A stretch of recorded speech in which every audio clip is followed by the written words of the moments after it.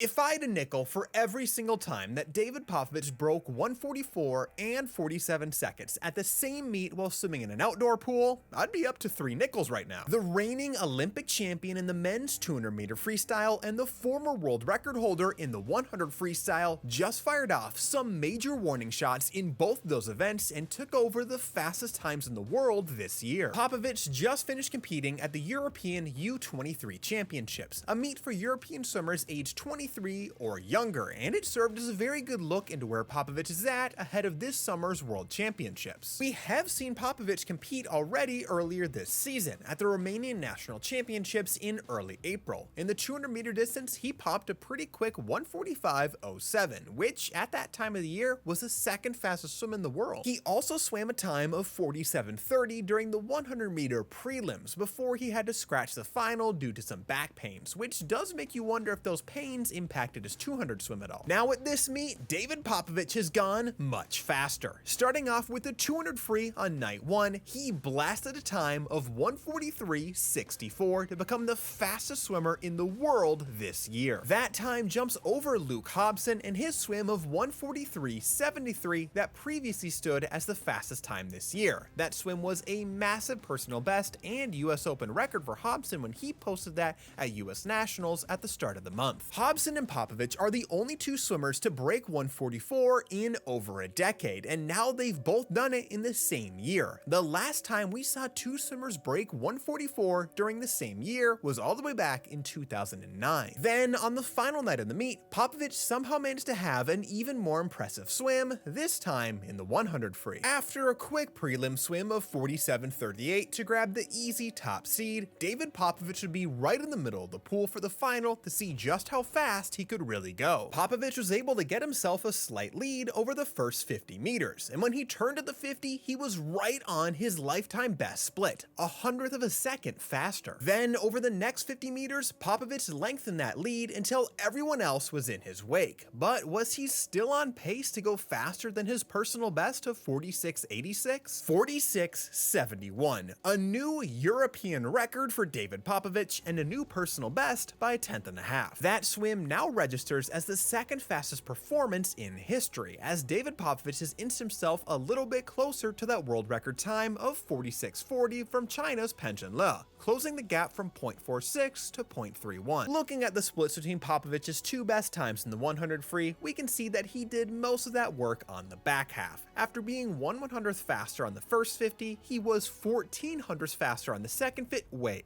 am I reading that right? Is that a 23-second 50 split? David Popovich just closed a 100-meter freestyle in under 24 seconds. He is the first person to ever do that. That is the fastest closing split in history. Now let's also take a look at the splits from this race compared to Pan's world record splits, since these are now the two fastest swims of all time. As you may have guessed, Pan is out way faster than Popovich. So much so that even with Popovich outsplitting him over the second 50, he still has a pretty sizable lead through the end of the race. And while we're looking at splits, let's take a look at the splits from that 200 freestyle that Popovich had on the first night. While David Popovich may have never held the world record in this event, he's still been very, very fast. A time of 1:42.97, which is enough to make him the third fastest performer in history and the fastest in a textile suit by a lot. Looking at the splits between Popovich's best time and his 1:43.64, we can see that over the first two 50 splits, he's right on pace with his best time, just 5/100ths behind at the 100-meter mark. Then on the third 50, he still only loses a matter of hundredths, but then on the final 50, his best time gets the better of him by a bigger margin, a full half second. Maybe that's the key for Popovich to hit those absurdly fast times, to really nail that closing speed. I mean, we just saw that he was able to do that in the 100, so maybe his 200 needs a little bit more rest for that back half to come around. That's actually not uncommon. The biggest potential challenger to maybe try and upset Popovich for the gold in the 200 free this summer is of course Luke Hobson. He's the only other active swimmer to ever swim a 1:43-second swim in this event. Comparing the splits between these two and their swims from this year, we can see that they have very different race strategies. Hobson blasted way out ahead over the first 350s, but then Popovich made up every bit of ground and then some at the very end. I went and looked through some of Luke Hobson's other notable 200 free swims, and whether it's short course meters, short course yards, yards or long course meters, he tends to have the same split distribution, where each of his 50 splits gets slower in sequence. Honestly, it's a strategy that takes some serious guts, because you know you're gonna have the speed you need to go really fast final time with that quick opening,